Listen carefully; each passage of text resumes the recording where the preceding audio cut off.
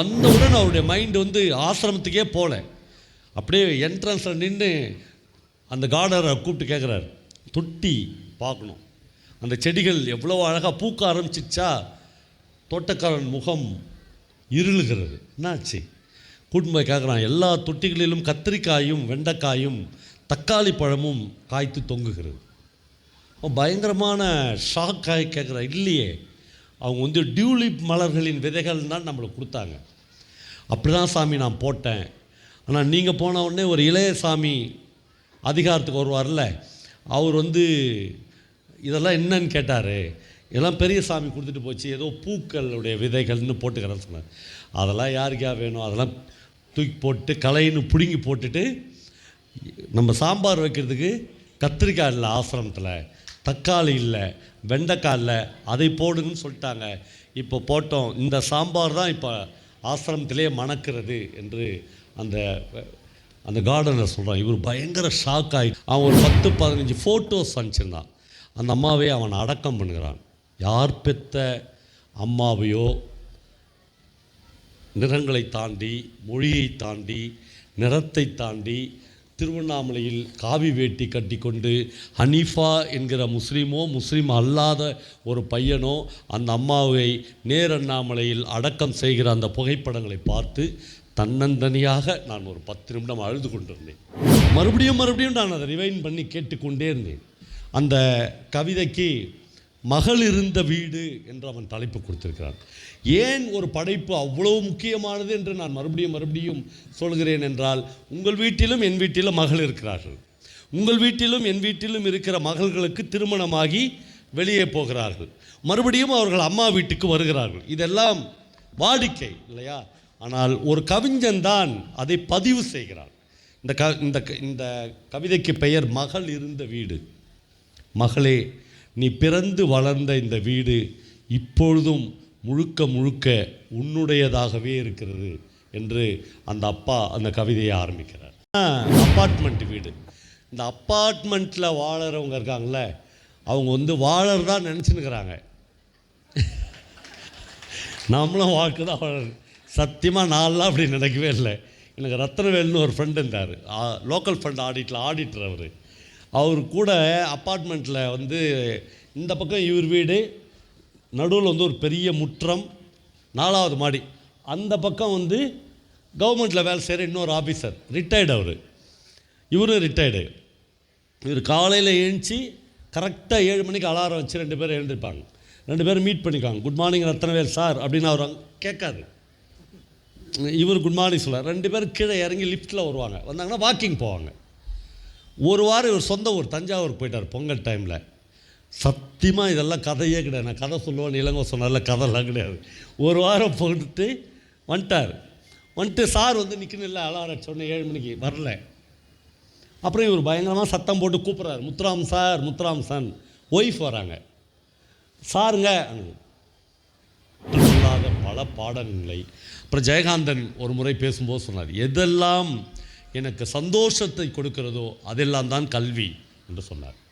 நம்முடைய குழந்தைகள் அந்த புள்ள பிடிக்கிற வேன் மாதிரி ஒரு மஞ்சா வேன் வருது இல்லை, இப்போ அது வந்தோடனே பயந்து நடுங்குதுங்க. ஏன்னா அதை உள்ளே பிடிச்சி நம்ம அப்பா அம்மா போட்டுருவாங்களோன்னு பயப்படுதுங்க. அது இல்லை, அந்த வேனை பார்த்தோடனே பையனே ஓடணும். அவ்வளோ சந்தோஷத்தை கல்விக்கூடங்கள் தர வேண்டும். அவ்வளவு பெரிய கல்வியை கல்விக்கூடங்கள் நம்முடைய மாணவர்களுக்கு போதிக்க வேண்டும். நான் பல இடங்களில் சொல்லியிருக்கிறேன். அதற்கு நம்ம ஸ்கூலுடைய கட்டட அமைப்பு இருக்குல்ல, கவர்மெண்ட் ஸ்கூல், ப்ரைவேட் ஸ்கூல் எல்லாம், அந்த கட்டட அமைப்புகளே மாற வேண்டும். ஏன்னா ஒரு செவ்வக வடிவமான கட்டடத்தில் வாத்தியார் மட்டும்தான் அங்கே இருப்பார். ஸ்டூடெண்ட்ஸ்லாம் எதிரில் உட்காந்துப்பாங்க, 40-50 ஸ்டூடெண்ட்ஸ் எதிரில் உட்காந்துப்பாங்க. அப்போ இவங்க என்ன சொல்கிறாங்களோ அதை மட்டும்தான் ஸ்டூடெண்ட்ஸ் கேட்பாங்க இல்லையா? கல்வி என்பது அது இல்லை. ஒரு வட்ட வடிவமான கட்டடங்கள் வேண்டும் குழந்தைகளுக்கு.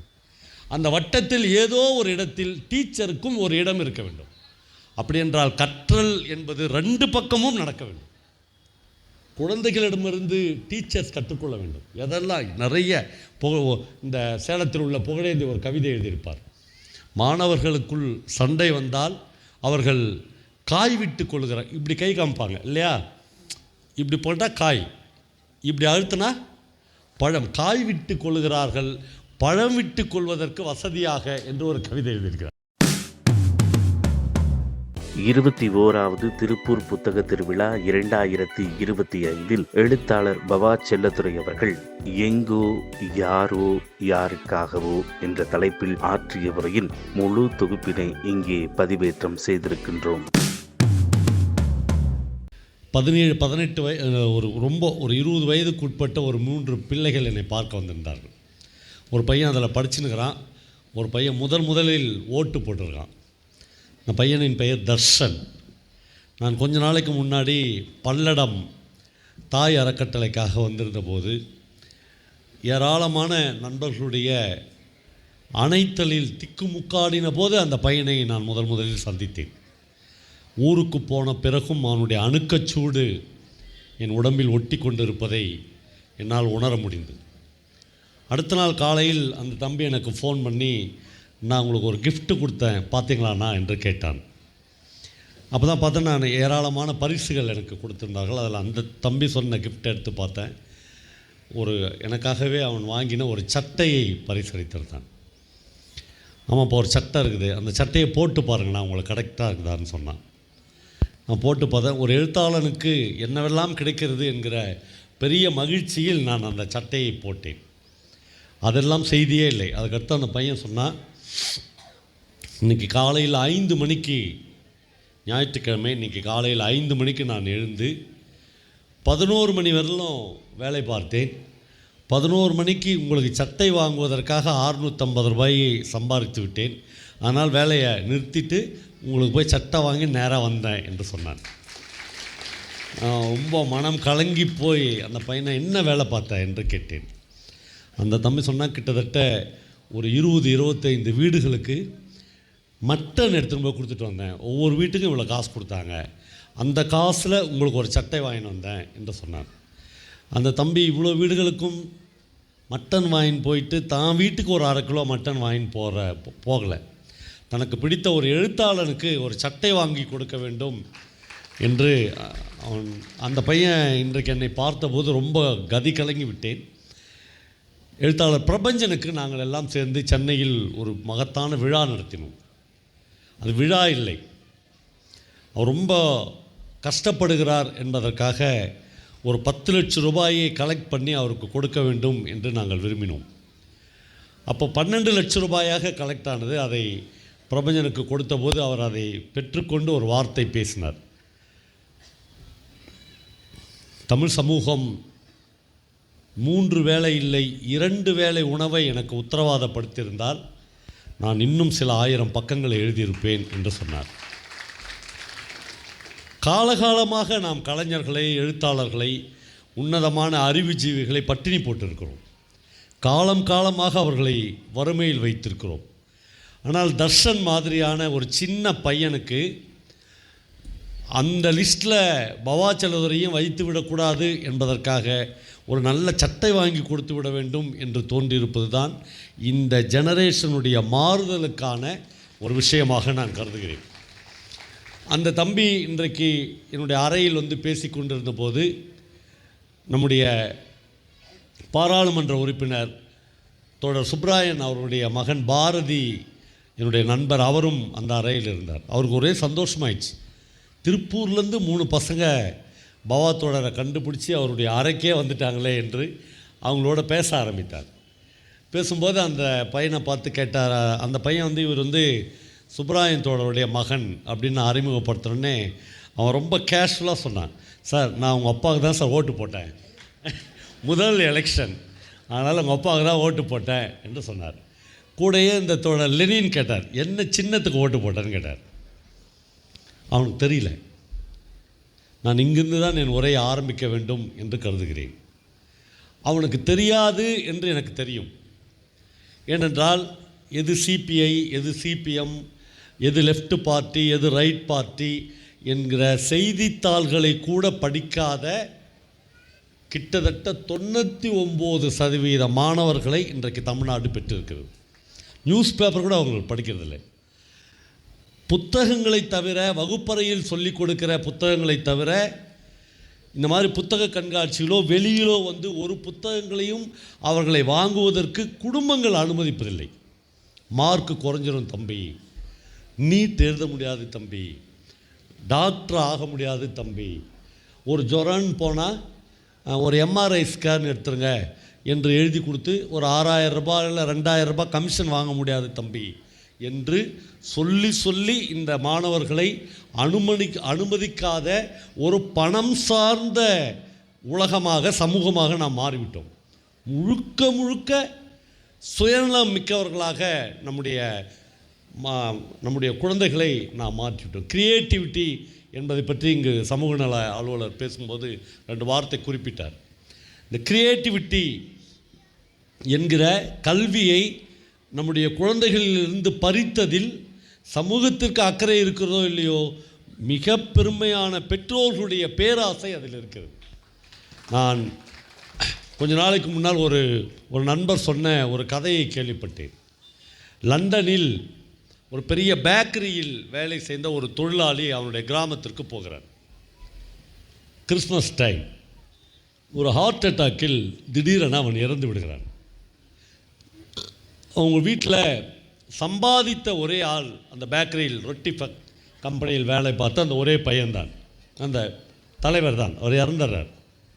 உடனே அந்த குடும்பம் நிலை தடுமாறி 18-19 வயசில் இருந்து அவங்க பையன்கிட்ட அந்த குடும்பத்தினுடைய தலைவி ஒரு $200 கொடுத்து, அப்பா வேலை செய்த கம்பெனிக்கு நேராக போ, அப்பா இறந்துட்டாரு என்பதை கம்பெனி ஓனருக்கு தெரிஞ்சிருக்கும், நீ போய் கெஞ்சி கூத்தாடி அப்பாவுடைய வேலையை வாங்கி எப்படியாவது அந்த ரொட்டி கம்பெனியில் சேர்ந்து விடு என்று அந்த அம்மா அனுப்பி வைக்கிறார். பையன் ரயிலில் லண்டனுக்கு போகிற போது அவனுக்கு ஒரு எண்ணம் வருகிறது, நாமும் வாழ்நாள் முழுக்க அப்பா மாதிரியே ரொட்டி கம்பெனியில் தான் வேலை பார்க்க வேண்டுமா, நம்ம கையில் தான் $200 இருக்குதில்ல என்று யோசிக்கிறான். அதான் கிரியேட்டிவிட்டி. நேராக அம்மா சொன்னாங்களே அப்படின்னு போய் ரொட்டி கம்பெனியிலேயே வேலை வாங்குவது பழக்கப்படுத்தப்பட்ட ஒரு பையனுக்கான மூளையில் நாம் செலுத்தி வைத்திருக்கிற விஷயமாக இருக்குது. அந்த பையன் கிட்ட போகிற போது அதுக்குள்ளே ரொட்டி கம்பெனியே வந்துடுது. இப்போ அவன் உள்ளே போய் முதலாளியை பார்த்து சொல்கிறான், நான் இவங்களுடைய பையன், ஆமாம் அப்பா இறந்துட்டார். அவன் எல்லாம் சொல்லிட்டு சொல்கிறான், என்கிட்ட $200 இருக்குது, $200க்கு உங்கள் கம்பெனியிலேருந்து ரொட்டியை வாங்க விரும்புகிறேன்னு சொல்கிறான். அஜெண்டா அது கிடையாது, அவன் அப்பா வேலையை வாங்கியிருக்கணும். ஆனால் அவன் சொல்கிறான், $200 என்கிட்ட இருக்குது, நான் ரொட்டி வாங்க விரும்புகிறேன் அப்படின்னு சொல்கிறான். அந்த ஓனர் $200க்கு பதிலாக $300 இந்த பையனுக்கு ரொட்டி கொடுக்குறார். இவன் அந்த ரொட்டியை எடுத்துன்னு போய் ரயில்வே ஸ்டேஷனில் விற்கிறார். ஒரே நாள் இரவில் $400 சம்பாதிக்கிறார். அந்த பையனுக்கு பயங்கர ஆச்சரியம், கையில் $200 லாபம் இருக்கிறது. அவன் அடுத்த நாள் $200 வச்சுக்கிட்டு இன்னும் $200 மட்டும் கம்பெனியில் எடுத்துன்னு போய் கொடுத்து $200 ரொட்டி கொடுங்கள் என்று வாங்கி ரொட்டியை விற்க ஆரம்பிக்கிறான். நண்பர்களே, அடுத்த கிறிஸ்மஸ் வர ஆரம்பித்து விட்டது. இப்பொழுது இந்த பையன் சொந்தமாக ஒரு சின்ன ரொட்டி கம்பெனி வைத்திருக்கிறார். அவன் கம்பெனியில் 20-30 பேர் வேலை பார்க்கிறார்கள். கார் வாங்கிவிட்டான். இப்போ காரில் வீட்டுக்கு போகிறான். அம்மா உனக்கு ஏது காரு என்று கேட்கிறார். அந்த பையன் சொல்கிறான், அம்மா நான் அப்பா செஞ்ச வேலையை செய்யலை, ரொட்டியை வாங்கி விற்க ஆரம்பித்திருக்கு. அம்மா சொல்கிறா, ரொம்ப தப்பு, நீ மிகப்பெரிய தப்பு பண்ணிட்ட, தயவு செய்து இந்த கார்லாம் எடுத்துன்னு போய் கம்பெனியில் விட்டுட்டு கம்பெனி ஓனர் காலில் விழுந்து நான் செஞ்சதெல்லாம் தப்பு, என்னை எப்படியாவது எங்கள் அப்பா வேலையில் சேர்த்துக்குங்க என்று இதெல்லாம் நம்மளுக்கு ஆகாது தம்பி என்று சொல்கிறார். ஒவ்வொரு கிறிஸ்மஸுக்கும் அந்த பையன் வீட்டுக்கு வருகிறான். அந்த கதையை எழுதுகிற அந்த கதாசிரியர் இப்படி தொடங்குகிறார். இப்பொழுது அந்த பையன் வீட்டுக்கு வரும்போது லண்டன் ஜனாதிபதி தேர்தலுக்கு மனு போட்டு விட்டு வருகிறான். அவனிடம் 20,000 பேர் வேலை பார்க்கிறார்கள். அப்பா வேலை செய்த அந்த ரொட்டி கம்பெனியை அவன் பர்ச்சேஸ் பண்ணி 2 வருஷம் ஆயிடுச்சு. இது எதுவுமே அம்மாவுக்கு தெரியாது. இப்போ வீட்டுக்கு போய் கொண்டு இருக்கும்போது அந்த பையனுக்கு ஒரு பயம் வருகிறது. கிறிஸ்மஸுக்கு அம்மாவுக்கு ட்ரெஸ் எல்லாம் வாங்கி கொண்டு போகிறோம். அம்மா என்ன சொல்ல போகிறாள், இதெல்லாம் தப்பு, 2000 பேரை வேலையை விட்டு நிறுத்து, அப்பா கம்பெனியிலே போய் ரொட்டி சுடுறவனாக மாறு. இந்த ரொட்டி சுடுறவனாய் மாற்றுவதற்கான ஒரு வேலையைத்தான் தொடர்ந்து கல்வி என்கிற இந்திய கல்வி முறை செய்து கொண்டே இருக்கிறது. அபூர்வங்களை இந்த கல்வி முறை அனுமதிப்பதே இல்லை. பக்கத்தில் ஊட்டியில் நித்திய சைதன்ய யதி என்று ஒரு மிகப்பெரிய துறவி இருந்தார். இப்பொழுதும் அவருடைய ஆசிரமங்கள் எல்லாம் இருக்கிறது. அவர் கிட்டத்தட்ட 10-12 உலகத்தில் உள்ள பல்கலைக்கழகங்களுக்கு விசிட்டிங் ப்ரொஃபஸராக வேலை பார்த்தார். யதி ஒரு முறை கேலிக்கட் பல்கலைக்கழகத்தில் உரையாற்றுவதற்காக புறப்பட்டு கொண்டிருக்கிற போது பிரான்சில் இருந்து அவரை பார்ப்பதற்காக 4-5 வெள்ளைக்காரர்கள் வந்திருக்கிறார்கள். வந்தவங்க அவர் சொல்கிறார், நான் அவசரமாக யூனிவர்சிட்டிக்கு பேச போகிறேன், ஆசிரமத்திலேயே தங்கியிருங்க, நான் வந்துடுறேன் என்று சொல்லிவிட்டு போகிறார். அவங்க சொல்கிறாங்க, நாங்கள் உங்களுக்கு ஒரு விலைமதிப்பற்ற பரிசுகளை கொண்டு வந்திருக்கிறோம். அவர் கேட்குறாரு, என்ன பரிசு? எங்கள் பிரான்சில் எங்கு பார்த்தாலும் பூத்து குலுங்குகிற டியூலிப் மலர்களின் விதைகளை கொண்டு வந்திருக்கிறோம். கிட்டத்தட்ட பிரான்ஸ் மாதிரியான சீதோஷ்ண நிலை உள்ள ஊட்டியில் இதை உங்கள் ஆசிரமத்தில் வைத்தால் அவ்வளவு அழகாக இருக்கும். யதி அந்த விதைகளை பெற்றுக்கொண்டு தன்னுடைய தோட்டக்காரனை அழைத்து, எவ்வளவு தொட்டிகள் நம்மிடம் காலியாக இருக்கிறது என்று கேட்கிறார். 40 தொட்டிகள் காலியாக இருக்குது, 40 தொட்டிகளிலும் இந்த விதைகளை போடு, நான் வருவதற்குள்ளாக இதை செடியாக வளர வைத்து நீ என்கிட்ட காமி என்று சொல்லிவிட்டு போய்விடுகிறார். கேலிக்கட்டுக்கு போனவருக்கு தொடர்ச்சியான பயணங்கள், ஒரு 40-50 நாட்கள் பொறுத்து தான் அவர் ஊட்டிக்கு வர முடிகிறது. வந்தவுடன் அவருடைய மைண்டு ஆசிரமத்துக்கே போகல, அப்படியே என்ட்ரன்ஸில் நின்று அந்த கார்டரை கூப்பிட்டு கேட்குறார், தொட்டி பார்க்கணும், அந்த செடிகள் எவ்வளோ அழகாக பூக்க ஆரம்பிச்சிச்சா. தோட்டக்காரன் முகம் இருளுகிறது. என்னாச்சு? கூட்டின்னு போய் கேட்குறான், எல்லா தொட்டிகளிலும் கத்திரிக்காயும் வெண்டைக்காயும் தக்காளி பழமும் காய்த்து தொங்குகிறது. பயங்கரமான ஷாக்காய் கேட்குறான், இல்லையே, அவங்க டியூலிப் மலர்களின் விதைகள் தான் நம்மளுக்கு கொடுத்தாங்க. அப்படி தான் சாமி நான் போட்டேன். ஆனால் நீங்கள் போன உடனே ஒரு இளைய சாமி அதிகாரத்துக்கு வருவார்ல, அவர் இதெல்லாம் என்னன்னு கேட்டார். இதெல்லாம் பெரிய சாமி கொடுத்துட்டு போச்சு, ஏதோ பூக்களுடைய விதைகள்னு போட்டுக்கிறேன்னு சொன்னார். அதெல்லாம் யாருக்கா வேணும்? அதெல்லாம் தூக்கி போட்டு களைன்னு பிடுங்கி போட்டுட்டு, நம்ம சாம்பார் வைக்கிறதுக்கு கத்திரிக்காய் இல்லை ஆசிரமத்தில், தக்காளி இல்லை, வெண்டைக்காய் இல்லை, அதை போடுங்கன்னு சொல்லிட்டாங்க. இப்போ போட்டோம், இந்த சாம்பார் தான் இப்போ ஆசிரமத்திலே மணக்கிறது என்று அந்த கார்டனர் சொல்கிறான். இவர் பயங்கர ஷாக் ஆகிட்டு, ஆனால் யதி இந்திய கல்வி முறைக்கு இந்த விஷயத்தை ஒப்பிடுகிறார். அவர் சொல்கிறார், அபூர்வமாய் வர வேண்டிய டியூலிப் மலர்கள் மாதிரி ஒரு பாரதி, ஒரு தாகூர் வர வேண்டும் என்று நாங்கள் இந்த கல்வி முறையில் விரும்புகிறோம். ஆனால் மனிதர்கள் காசு கொடுக்கிற பணப்பயிராக வளர்கிற கத்திரிக்காயாகவும் வெண்டைக்காயாகவும் தக்காளி பழமாகவும் தங்களுடைய குழந்தைகள் பணம் சம்பாதித்தால் போதும் என்று இந்த அபூர்வமான கலைகளை பிடுங்கி போட்டுக்கொண்டே இருக்கிறார்கள் என்று சொல்லியிருக்கிறார். நம்மளை இந்த ஒப்பீட்டை என்னால் என் வாழ்க்கையில் மறக்கவே முடியவில்லை. நம் எல்லோருடைய மனதிலும் எப்படியாவது நம்ம பையன் ஒரு சம்பாதிக்கிற ஏடிஎம் மிஷினாக மாறிவிட மாட்டானா என்கிற ஆசை மட்டுமே நமக்கு இருக்கிறது. இந்த ஆசை தவறு என்று ஒரு படைப்பாளியாக என்னால் சொல்ல முடியாது. ஆனால் இப்பொழுது நாம் முன்னால் வைக்க வேண்டிய மிகப்பெரிய கேள்வி, இது மட்டும்தான் இந்த வாழ்க்கையா? இதற்காக மட்டும்தான் இந்த வாழ்க்கையில் நாம் மனிதர்களாக உருவெடுத்திருக்கிறோமா? இந்த பணம் சம்பாதிப்பதற்காக மட்டும்தான் இந்த மேடையில் இருக்கிற அல்லது இந்த மேடைக்கு முன்னால் இருக்கிற நாம் எல்லாம் இந்த உலகத்திற்கு அனுப்பப்பட்டிருக்கிறோமா? சகமனித அன்பு, சகமனித தோழமை, சமூகம், தெரு, அப்படி பல விஷயங்கள் இந்த உலகத்தில் இருக்குது இல்லையா? இதில் நமக்கு எந்த பங்கும் இல்லையா? நமக்கெல்லாம் ஒரு 3-4 வருடங்களுக்கு முன்னால் கொரோனா வந்துச்சு. நண்பர்களே, நீங்கள் நம்பவே மாட்டீங்க. நான் திருவண்ணாமலையில் இங்கே வந்திருக்கிற நண்பர்கள் பல பேருக்கு எங்கள் வீட்டுக்கு வந்தவங்களுக்கு தெரியும். சாரோன் அப்படின்னு ஒரு ஏரியாவில் நான் குடும்பம் இருக்கேன். எங்கள் ஏரியாவில் நிறைய டீச்சர்ஸ் இருக்காங்க. ஒரு 200 வீடுங்க, வாத்தியாருங்க வீடு இருக்கும். எனக்கு கொரோனா வந்த மாதிரியே தெரில எங்கள் தெருவில். ஏன்னா ஏற்கனவே 40 வருஷமாக எங்கள் தெரு கொரோனாவில் தான் இருக்குது. யாருமே வெளியே வர மாட்டாங்க. எவன் வீட்டில் எவன் செத்தாலும் இன்னொருத்தன் சக மனுஷனுக்கு வரவே மாட்டான். அதில் வேறு பெருமையாக வேறு எங்கிட்டே பல டீச்சர்ஸ் சொல்லியிருப்பாங்க, சார் எங்கள் சார்னா எங்கள் வீட்டுக்கார், எங்கள் வாத்தியார், எங்கள் சாரு யார் பேச்சுக்குன்னா போய் பார்த்துக்கிறீங்களா சார்? அவர் உண்டு, அவர் வேலை உண்டு, அவர் ஸ்கூலுக்கு போவார், வீட்டுக்கு வருவார். எவ்வளோ நல்ல மனுஷன் இல்லை. ஒரு பணத்தை கட்டிச்சு அந்த டீச்சர்னு அர்த்தம், ஒரு டெட் பாடியை கட்டிச்சுன்னு அர்த்தம். போ 4 பேர்கிட்ட சண்டை வாங்கு, ஒரு நாள் ஜெயிலுக்கு போ, ஒரு நாள் கோர்ட்டுக்கு என்ன ஆகிட போகுது, கோர்ட்டு ஜெயிலெலாம் எதுக்கு கட்டி வச்சுக்கிறான்?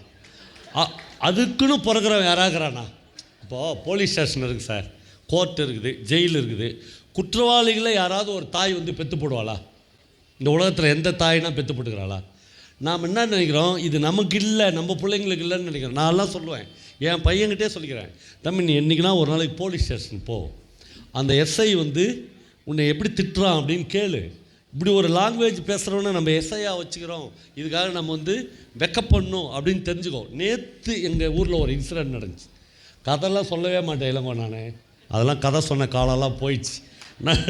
நான் வந்து வேறு சில விஷயங்கள் பேசலாம். நேற்று இந்த ஊருக்கு வர்றதுக்கு முன்னாடி ஒரு இன்சிடென்ட் நடந்துச்சு. எங்கள் ஊரில் ஸ்னேக ஜோதின்னு ஒரு அம்மா, அந்த அம்மா பேர் ஏதோ இங்கிலீஷ், அந்த அம்மா வந்து ஜெர்மன் லேடி. அந்த அம்மாவுடைய அம்மா ரமணருடைய டிவோட்டி. 90 வயசில் ரமணாஸ்வரத்திலேயே அந்த அம்மா வந்து ரமணருக்கு சேவை செய்ய வந்து இறந்துட்டாங்க. ரமணருடைய ஆசிரமத்திலேயே, ரமணருடைய கல்லறைக்கு பக்கத்திலேயே அந்த அம்மாவையும் புதைச்சிக்கிறாங்க.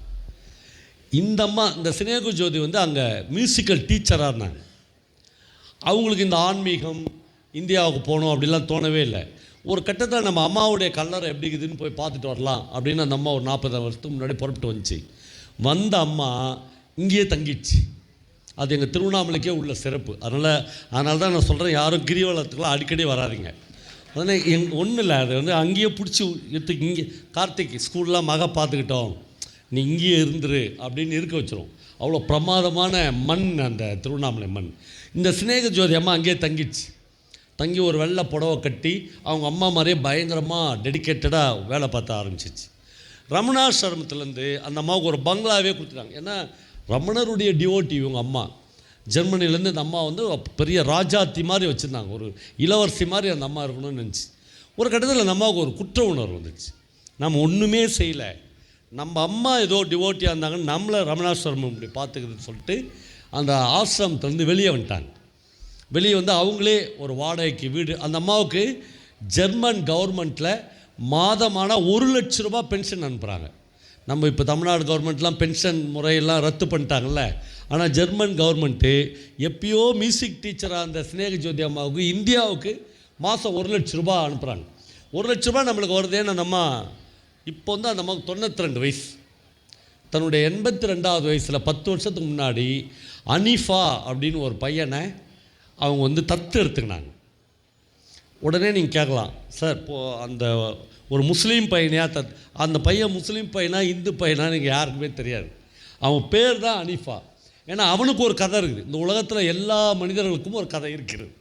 அவன் தென்காசியிலேருந்து ஏதோ ஒரு ரயில் கம்பார்ட்மெண்ட்டில் மாற்றி ஏறிட்டான். அப்பா அம்மா ஒரு கம்பார்ட்மெண்ட்டில் ஏறிட்டாங்க, பையன் ஒரு கம்பார்ட்மெண்ட்டில் ஏறிட்டாங்க. பையனை கண்டுபிடிக்கவே முடியல. இவன் போய் ஆலப்பியில் இறங்கிட்டான். ஆலப்பியில் இவன் இறங்கின வீடு வந்து ஒரு டாக்டர் அம்மா வீடு. அந்த அம்மா முஸ்லீம் டாக்டர் அம்மா. அந்த அம்மா அந்த பையனுக்கு அனிஃபான்னு பேர் வச்சிச்சு. அப்படி தான் அவனை அனிஃபா அவன் முஸ்லீம் பையனா இந்து பையனா கிறிஸ்தவ பையனாலாம் யாருக்கும் தெரியாது. அந்த பையன் என்னை தேடி திருவண்ணாமலைக்கு வந்தான். அந்த அம்மா வந்து அந்த பையனை அடாப்ட் பண்ணிச்சு. இது உயிரெலாம் எழுதி வச்சுக்குது. ஓகே, இதெல்லாம் முடிஞ்சிச்சு. கரெக்டாக 9 நாளைக்கு முன்னாடி அந்த அம்மா இறந்துட்டாங்க. தன்னுடைய 92வது வயதில். கடந்த 6 மாதமாக அந்த அம்மா அப்பப்போ சிக்காகவும், ராத்திரி 12 மணிக்கு அந்த அனிஃபா எனக்கு ஃபோன். அவனுக்கு தெரிஞ்ச ஒரே ஆள் நான் தான் திருவண்ணாமலையில். பவனா அம்மாவுக்கு ரொம்ப உடம்பு சரியில்லைன்னா நான் உடனே டாக்டர்கிட்ட சொல்லுவேன். ஒரு 2 நாள் பொறுத்து அவங்கள மறுபடியும் கூட்டின்னு வந்துடுவோம். இப்படியா அந்த பையன் வந்து நான் அப்போ தான் போய் பார்த்தேன். அந்த அம்மா இறந்த பிறகு அவங்க வீட்டில் 4 பேர் சர்வெண்ட் வச்சுக்கிறான் அவன். அந்த அம்மாவை அப்படி பிள்ளைங்களாம் பார்த்துக்குவாங்களான்னு எனக்கு தெரியல. அப்படி அந்த அம்மாவை அப்படி சமைக்கிறதுக்கு ஒருத்தன், அந்த அம்மாவுக்கு ஒரு நாளும் மசாஜ் பண்ணுறதுக்கு ஒருத்தர். ஏன்னா 1 லட்ச ரூபா பென்ஷன் வருது. இப்படி பார்த்துக்கணும். இதெல்லாம் கதை இல்லை. இந்த பையன் அம்மா இறந்துட்ட உடனே ஃபாரினர் இறந்துட்டாங்கன்றதுனால போலீஸ் ஸ்டேஷனில் போய் சொல்லணும். இவன் போய் போலீஸ் ஸ்டேஷனில் சொல்கிறாங்க. சொன்னோடனே அந்த எஸ்ஐ இன்ஸ்பெக்டர்லாம் அடுத்த 1 மணி நேரத்தில் ஃபுல் இன்வெஸ்டிகேஷன் நடத்தி முடிச்சிட்டாங்க. வேங்கவயல் இன்வெஸ்டிகேஷன் அது மாதிரியான விஷயங்கள் தான் 2 வருஷம் 3 வருஷம் ஆகுது. இது வந்து 10 நிமிஷத்தில் முடிச்சிட்டாங்க. முடிச்சுட்டு இவன் அடுத்தது போலீஸ் ஸ்டேஷன் போகிறான். எப்போ நான் சொல்கிறதெல்லாம் போன வாரம். போனோடனே அவனை கூப்பிட்றாங்க, டேய் இங்கே வா. அவன் அலர்ச்சி, என்னடா இவங்க எடுத்தோடனே டேன்றாங்கன்னு போகிறான். போன சொல்லுவேன், ஏண்டா இந்த அம்மாவை ஏமாற்றி 1 லட்ச ரூபா மாதம் சாப்பிட்டுருந்தியா அப்படின்னு கேட்குறாங்க. இவன் அப்படியே செத்துட்டான். என்னன்னா அந்த அம்மாவுடைய பிள்ளைங்க கூட அவங்கள அப்படி 3 பசங்க இருக்குது அந்த அம்மாவுக்கு. மெயில் போடுறாங்க ஜெர்மனுக்கு. அவங்க திருப்பி ஒரு மெயில் கூட போடல. அவங்களுக்கு அவங்க அம்மாவே மைண்டில் இல்லை. ஏன்னா 40 வருஷம் ஆச்சு இந்த அம்மா வீட்டை விட்டு போய் இந்தியாவுக்கு போய். இப்போது அவங்க பிளட் ரிலேஷன்ஸ் யாராவது எம்பசிக்கு சொன்னால் தான் இந்த பாடியை அவங்ககிட்ட கொடுப்பாங்க. அவங்க அதுக்கே ரெடியாக இல்லை. நண்பர்களே, நீங்கள் நம்பணும், 9 நாட்களாக அந்த போலீஸ்காரர்களோடு ஒரே போராட்டம். அவன் சொல்கிறான், இந்த அம்மாவுடைய பாடியை வீடியோ எடுக்கணும், 25,000 ரூபா கொடுன்றாங்க. இவன் ஐயோ 25,000 ரூபான்றான். உடனே அது போலீஸ்காரங்களால் தாங்கிக்க முடியல. உன்னை ரிமாண்ட் பண்ணுறேன்டா, நீ தான் அந்த அம்மாவை கொலை பண்ணிட்டான்றாங்க. 92 வயசில் அந்த பையன் தேம்பி தேம்பி அழுகுறான். இப்போ நேற்று நான் திருப்பூருக்கு புறப்பட்டு வருகிற போது அவன் ஒரு 10-15 ஃபோட்டோஸ் அனுப்பிச்சிருந்தான். அந்த அம்மாவை அவன் அடக்கம் பண்ணுகிறான். யார் பெற்ற அம்மாவையோ நிறங்களை தாண்டி, மொழியை தாண்டி, நிறத்தை தாண்டி, திருவண்ணாமலையில் காவி வேட்டி கட்டி கொண்டு ஹனீஃபா என்கிற முஸ்லீம் அல்லாத ஒரு பையனோ அந்த அம்மாவை நேரண்ணாமலையில் அடக்கம் செய்கிற அந்த புகைப்படங்களை பார்த்து தன்னந்தனியாக நான் ஒரு 10 நிமிடம் அழுது கொண்டிருந்தேன். இதுதான் மனித வாழ்க்கை. நமக்கு எல்லா உத்தரவாதங்களும் இருப்பதாக நாம் நம்பிக்கொண்டிருக்கிறோம். அதனால்தான் திரும்ப திரும்ப எழுத்தாளர்கள் 4-5 விஷயத்தை நமக்கு வலியுறுத்தி கொண்டே இருக்கிறார்கள். வாழ்க்கை என்பது அந்தந்த நேரத்து நியாயங்கள் என்று ஜெயகாந்தன் சொல்கிறார். மொத்த வாழ்க்கைக்கும் ஒரு நியாயம் கிடையாது என்கிறார். வாழ்க்கை என்பது அந்தந்த நேரத்து நியாயங்கள். அதே மாதிரி ஒவ்வொருவருக்கும் ஒரு நியாயம் இருக்கிறது. ஒரு நீதிபதிக்கும் ஒரு பிட்பாக்கெட் அடிப்பவனுக்கும் ஒரே நியாயம் இருக்கவே முடியாது நண்பர்களே. பிட்பாக்கெட் அடிப்பவனுக்கு என்று ஒரு நியாயம் இருக்கிறது இல்லையா? அது அது அது நல்ல நியாயமா கெட்ட நியாயமா என்று நான் விவாதித்து கொள்ளலாம். ஆனால் அவனுக்கு ஒரு நியாயம் இருக்குது. அவனுக்கு தீர்ப்பு சொல்லுகிற நீதிபதிக்கு ஒரு நியாயம் இருக்கிறது. நீதிபதியால் ஒரு நாளும் பிட்பாக்கெட் அடிப்பவனை மாதிரி ஒரு குற்றவாளி கூண்டில் நிற்க முடியாது இல்லையா? அதனால் 2 பேருக்கும் வாழ்க்கை வெவ்வேறு மாதிரியான நியாயங்களை வைத்து கொண்டிருக்கிறது. ஏன் இந்த புத்தக கண்காட்சிக்குள்ளாக நாம் போக வேண்டும்? ஏன் வகுப்பறைகள் சொல்லித்தராத கல்வியை எனக்கு என்ன இந்த புத்தக கண்காட்சி சொல்லிக் கொடுத்து விடும் என்று கேட்கிறவர்களுக்கு இந்த நியாயங்களையும் நம்முடைய மனதில் ஏற்றப்பட்டு இருக்கிற பொய்யுரைகளையும் அல்லது போதனைகளையும் வரையறுக்கப்பட்ட பொய்யையும் இதற்குள்ளே இருக்கிற புத்தகங்கள் தான் தொடர்ந்து தகர்க்கின்றன. அதுதான் உண்மையை நமக்கு சொல்லிக் கொடுத்து கொண்டே இருக்கிறது.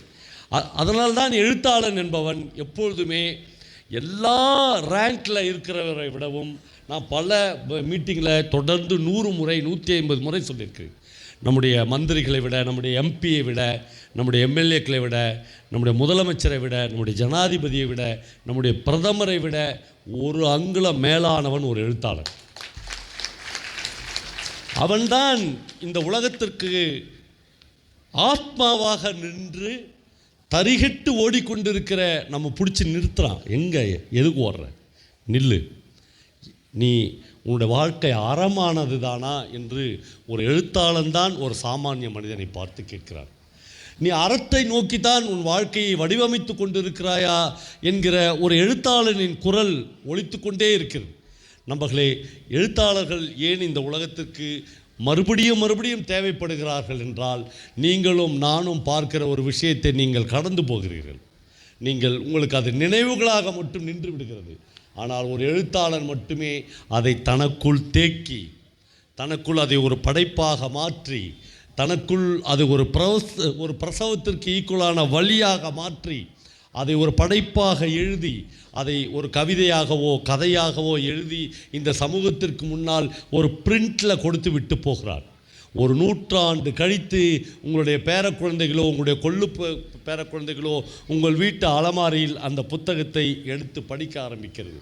இது 2025 திருப்பூரில் எங்கள் தாத்தா எழுதின கவிதை, எங்கள் தாத்தா எழுதின கதை என்றால், இந்த நிலப்பரப்பை, இந்த ஊரை, இந்த ஊரின் மக்களை, இந்த ஊரின் மக்களுடைய மூச்சு காற்றை எல்லாவற்றையும் அந்த படைப்பு தான் பதிவு செய்து வைத்திருக்கிறது. அதனால் எந்த மந்திரியும், எந்த ஜனாதிபதியும், எந்த முதல்வரும், எந்த பிரதமரும் இவ்வளவு பெரிய உயரத்திற்கு போக முடியாது என்று நான் கருதுகிறேன். நம்ம எல்லார் வீட்டிலும் மகள் இருக்கிறார்கள். எனக்கும் ஒரு மகள் இருக்கிறார், கார்த்திக் ஒரு மகள் இருக்கிறார். நான் சமீபத்தில் ஜெயபாஸ்கரனுடைய ஒரு கவிதையை என்னுடைய நண்பன் சீனு ராமசாமி ஏதோ ஒரு மீட்டிங்கில் வாசிக்க கேட்டேன். மறுபடியும் நான் அதை ரிவைன் பண்ணி கேட்டுக்கொண்டே இருந்தேன். அந்த கவிதைக்கு மகள் இருந்த வீடு என்று அவன் தலைப்பு கொடுத்திருக்கிறான். ஏன் ஒரு படைப்பு அவ்வளவு முக்கியமானது என்று நான் மறுபடியும் சொல்கிறேன் என்றால், உங்கள் வீட்டிலும் என் வீட்டிலும் மகள் இருக்கிறார்கள். உங்கள் வீட்டிலும் என் வீட்டிலும் இருக்கிற மகள்களுக்கு திருமணமாகி வெளியே போகிறார்கள், மறுபடியும் அவர்கள் அம்மா வீட்டுக்கு வருகிறார்கள். இதெல்லாம் வாடிக்கை இல்லையா? ஆனால் ஒரு கவிஞன் தான் அதை பதிவு செய்கிறான். இந்த கவிதைக்கு பெயர் மகள் இருந்த வீடு. மகளே, நீ பிறந்து வளர்ந்த இந்த வீடு இப்பொழுதும் முழுக்க உன்னுடையதாகவே இருக்கிறது என்று அந்த அப்பா அந்த கவிதையை ஆரம்பிக்கிறார். மகளுக்கு கல்யாணம் ஆகி போயிட்டா. இந்த வீடு, நீ பிறந்து வளர்ந்த இந்த வீடு முழுக்க இப்பொழுதும் உன்னுடையதாகவே இருக்கிறது. அம்மாவுடையதும் என்னுடையதுமான பொருள்கள் அனைத்தும் பெருகி குவிந்திருக்கும் உனது பொருள்களுக்கு அஞ்சி ஆங்காங்கே ஒரு ஓரங்களில் கிடக்கின்றன.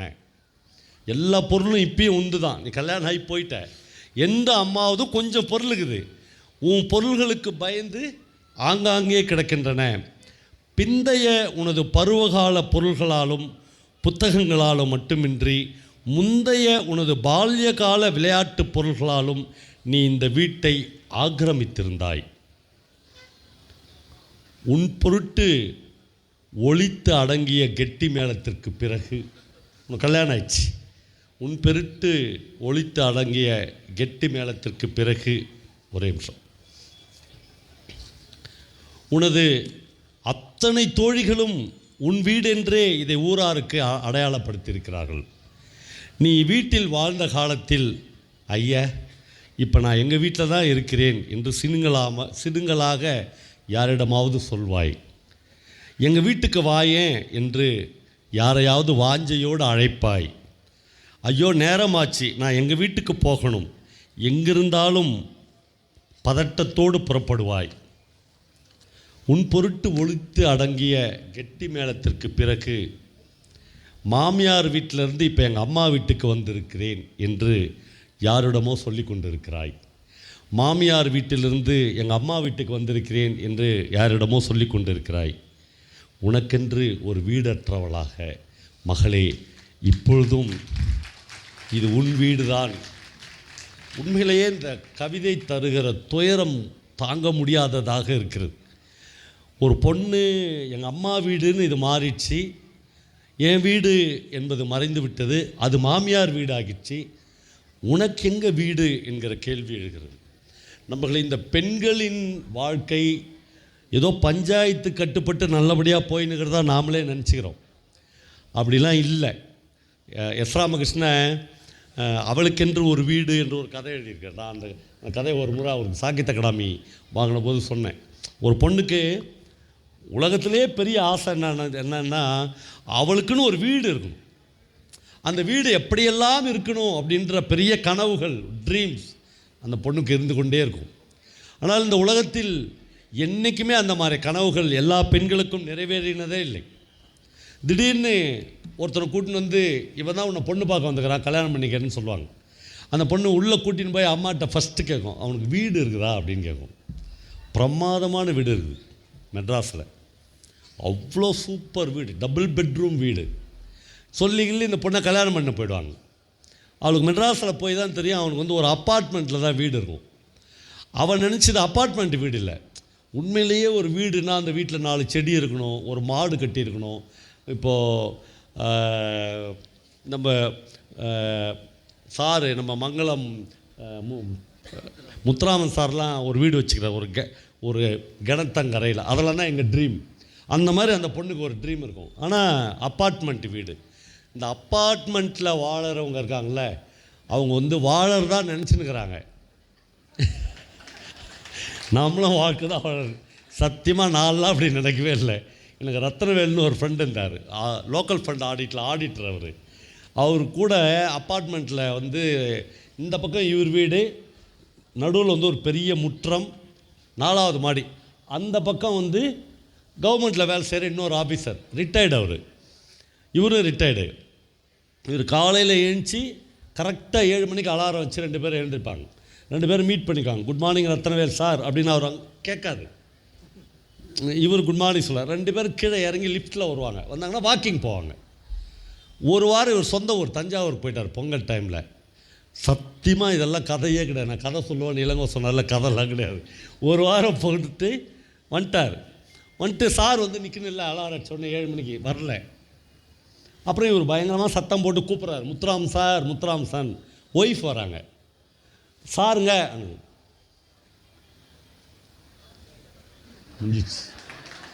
என்னங்கன்னு கேட்குறாங்க. இல்லைங்கன்றாங்க. எங்கங்க? மேலே போயிட்டார். மனித வாழ்க்கையே அவ்வளோதானாங்க. 58 வருஷம் 60 வருஷம் கவர்மெண்ட்டில் வேலை பார்த்துக்கிறாரு அந்த ஆள். எவ்வளோ மனிதர்களோட உறவோடு இருந்திருக்கணும், எவ்வளோ மனிதர்களுக்கு இவர் ஹெல்ப் பண்ணியிருக்கணும், இவருக்கு எவ்வளோ மனிதர்கள் இவர் வாழ்க்கையில் பூந்து போயிருக்கணும். ஒரு பொங்கல் லீவில் ஒருத்தன் போயிட்டு வந்து எங்கேன்னு கேட்டால் இல்லைன்றாங்க, மேலே போயிட்டாங்கன்றாங்க. ஒரு ஆம்புலன்ஸுக்கு ஃபோன் பண்ணி அந்த அம்மா எங்கள் வீட்டுக்காரர் செத்துட்டாங்க தூக்கின்னு போயிடுங்கன்னா முடிஞ்சிச்சா லைஃபு? உண்மையிலேயே மனித வாழ்க்கை என்பது இவ்வளவு பயமுறுத்துவதாக நாம் நினச்சிக்கிறோம். நம்ம செத்துட்டா நம்மளை தாங்கிக்கிறதுக்கு அன்றைக்கி மட்டும் மாலை எடுத்துன்னு வர்றதுக்கு அவ்வளோ பேர் வருவான். ஆனால் அதுவரையிலும் தாங்கிறதுக்கு ரொம்ப ஒரு தனிமையான வாழ்க்கையில் மனிதன் திரும்ப வந்து கொண்டே இருக்கிறான். அந்த நான் விட்டம் பாருங்கள், எஸ்ரா மிஷன் கதை. அந்த பொண்ணுக்கு வந்து செக்ரட்டேரியட்டில் வேலை கிடச்சிடும். ஒரு ஸ்கூட்டி எடுத்துக்கின்னு அந்த பொண்ணு டெய்லி செக்ரட்டேரியட்டுக்கு வேலை போகும். நம்மளே இங்கே நிறைய பெண்கள் இருக்கிறீங்க. இப்போது இந்த பீரியடில் நான் எந்த கல்லூரிக்கு போனாலும் கேட்குற முதல் கேள்வி, எவ்வளோ பேருக்கு 2 வீலர் ஓட்ட தெரியும்னு கேட்பேன். கிட்டத்தட்ட 100 பெண்களை நான் கேட்டேன்னா 90 பெண்கள் கை தூக்குறாங்க. நான் சொல்லுவேன், மதியானம் லஞ்சுக்கு போகும்போது உங்கள் அம்மாக்கள்கிட்ட போய், அம்மா உனக்கு 2 வீலர் ஓட்ட தெரியுமா, அல்லது உனக்கு சைக்கிள் ஓட்ட தெரியுமான்னு கேளு அப்படின்வேன். ஒரு 50% பெண்களுக்கு சைக்கிள் ஓட்ட தெரிஞ்சிருக்கும், 2 வீலர். ஏன்னா இப்போ காலேஜில் படிக்கிற பொண்ணுக்கு 21 வயசு தான், அவங்க அம்மாக்களுக்கு 38-39 வயசு தான். கண்டிப்பாக அவங்களில் பாதி பேருக்கு 2 வீலர் ஓட்ட தெரியும். அன்றைக்கி நைட்டு அந்த அம்மா அவங்க பாட்டிக்கிட்ட கேட்கட்டும், அவங்க அம்மாச்சிக்கிட்ட யாருக்குமே தெரியாது. அப்போது இந்த 2-3 ஜென்ரேஷனில் 99% பெண்கள் 2 வீலர் ஓட்டுவதற்கு வந்திருக்கிறார்கள். முதல் எழுத்தாளர் சுந்தரராமசாமி எனக்கு போட்ட ஒரு கார்டில், உங்கள் ஊரில் எவ்வளவு பெண்கள் சைக்கிள் ஓட்டுகிறார்கள் பவா என்று கேட்டார். அடுத்த கடிதத்தில் நான் அதுக்கு பதில் எழுதலை. அவர் கேட்டால் அந்த கேள்வி உங்களுக்கு ரொம்ப சாதாரணமாக தெரிந்திருக்கும், ஆனால் உங்கள் ஊரில் எவ்வளவு பெண்கள் சைக்கிள் ஓட்டுகிறார்கள் என்பது எனக்கு தெரிந்தால் உங்கள் ஊரை பற்றியான எல்லா தகவல்களையும் நான் கிரகித்து கொள்ள முடியும் ஒரு எழுத்தாளனாக என்று எழுதினார். அதுக்கப்புறம் தான் நான் அவருடைய சீரியஸ்னஸ் யோசித்து பார்த்தேன். ஒரு பெண் ஒரு ஸ்கூட்டரை எடுத்துக்கொண்டு அப்படி அந்த கீர் வண்டியை வந்து அப்படி ஒரு முடுக்கி போகிற போது இந்த உலகமே காற்றுக்கு பின்னால் போய்விடுற அளவுக்கு அவளுக்கு மாபெரும் ஒரு சுதந்திரம் கிடைக்கும். திரும்ப பெண்களின் கனவுகளில் கரப்பான் பூச்சிகளும் கேஸ் சுமலும் வருகிற அளவுக்கு நாம் இத்தனை நூற்றாண்டுகளாக அவர்களை வைத்து கொண்டிருக்கிறோம். இந்த பாகுபாடு எங்கிருந்து தொடங்குகிறது? ஏன் பெண்கள் இன்னும் கிச்சன் சமையலறையிலிருந்து வெளியே வர முடியவில்லை என்றால், நண்பர்களை, இந்த பாகுபாடை ஒரு வகையில் இவ்வளவு வருடங்களாக கவர்மெண்ட்டே நமக்கு சொல்லிக் கொடுத்திருக்கிறது. நான் எல்லாம் படித்த முதல் பாடத்தில், அல்லது கார்த்திக் படித்த முதல் பாடத்தில், குடும்பம் என்று 1ஆம் கிளாஸில் ஒரு பாடம் உண்டு இல்லையா? அந்த குடும்பத்தில் தான் ஒரு குடும்பம் என்றால் எப்படி இருக்க வேண்டும் என்று கவர்மெண்ட் புத்தகம் அச்சடித்து நமக்கு தரப்பட்டு இருக்குது. அப்பா செய்தித்தாள் படிக்கிறார், ஒரு நியூஸ் பேப்பர் படிச்சுன்னு அப்பா ஈஸ்ட் சேரில் உட்காந்து செய்தித்தாள் படிப்பார். எனக்கு ஆசையாக இருக்கும், எங்கள் அம்மாவை ஒரு நாள் அம்மா செய்தித்தாள் படிக்கிறார் அப்படின்னு ஒரு ஈஸ்ட் சேரில் போட்டு, அம்மா செய்தித்தாள் படிக்கூடாதா, அப்பா செய்தித்தாள் படிக்கிறார், அம்மா சமைக்கிறாள். எனக்கு ஆசையாக இருக்கும், ஒரு நாளாச்சும் எங்கள் அப்பா அந்த வெள்ளைச்சட்டையை போட்டு போய் சமையலரில் நிற்கக்கூடாதா. தங்கை வீடு கூட்டுகிறாள், தம்பி விளையாடுகிறான், அவன் தம்டமாடு மாதிரி விளையாடுறவன். அப்போ வீடு கூட்டுறவன் தங்கச்சி. கரெக்டாக 1ஆம் கிளாஸ்லேயே நம்ம படிச்சிட்றோமா? நம்ம சாவரவரில் இது நம்ம மைண்ட்லேயே இருக்குது. நம்ம உயிரே போனாலும் தொடத்தை எடுத்து வீடு கூட்டக்கூடாது, அதெல்லாம் பொம்பளைங்க செய்கிற வேலை. ஆமாம், தம்பின்னா அவன் போய் வெளியே விளையாடணும், அவன் ஒரு நாளும் வீட்டில் எந்த வேலையும் செய்யவே கூடாது. இந்த பாகுபாடுகள் 1ஆம் கிளாஸில் ஆரம்பிக்கிறது. இப்போ இந்த பொண்ணுக்கு கனவு முழுக்க ஒரு நல்ல வீடாச்சா, அவள் கனவு கண்ட வீடு இது இல்லையா, செக்ரட்டேரியட்டில் வேலை கிடச்சிச்சா, ஸ்கூட்டி வச்சுக்கிறாளா, தொடர்ந்து அவள் மயிலாப்பூர் வழியாக இதுக்கு போகிறான், செக்ரட்டேரியட் போகிறான். போகும்போதெல்லாம் ஒரு வீடு அவளை டிஸ்டர்ப் பண்ணினே இருக்குது. அந்த வீட்டுக்கு முன்னாடி ஸ்கூட்டரில் நின்று அந்த வீட்டை பார்க்கிறாள். அந்த வீட்டில் ஒரு அழகான பால்கனி இருக்கிறது. அந்த வீட்டில் வண்ண வண்ணமான பெண்களுடைய உடைகளை காலையில் துவைத்து காயப்படுகிறாள். அவளுக்கு ஆசையாக இருக்குது. இந்த ட்ரெஸ்ஸெல்லாம் போடுகிற பெண் ஒரு டான்ஸராக இருக்க வேண்டும், ஒரு நடனம் ஆடுகிற பெண்ணாக இருக்க வேண்டும் என்று அவளுக்கு ஆசையாக இருக்கிறது. ஒரு நாள் திடீரென்று அந்த ட்ரெஸ்லாம் இல்லை. அவள் பார்க்குறா, அந்த வீடு வந்து மேலே லாக் ஆகிருக்குது. ஸ்கூட்டரை நிறுத்தி விட்டு அந்த வீட்டுக்கு போகிறாள். போய் இந்த வீட்டுக்கு நான் வாடகைக்கு வரணும்னு கேட்குறான். அந்த வீட்டுக்காரன் பார்க்குறேன், நீ தனியாக வாங்குற? இல்லை, எங்கள் வீட்டுக்காரர் பேங்க்கில் வேலை செய்கிறார், மதுரையில் இருக்கார். நான் வீடெலாம் செட்டில் பண்ண பிறகு அவர் வந்துடுவார். அதுவரையிலும் நான் ஹாஸ்டலில் தங்கியிருக்கிறேன். எப்பயாவது இந்த வீட்டுக்கு வந்து போகிறேன். வம்படியாக அந்த வீட்டை அவள் வாடகைக்கு எடுத்துக்கொள்கிறாள்.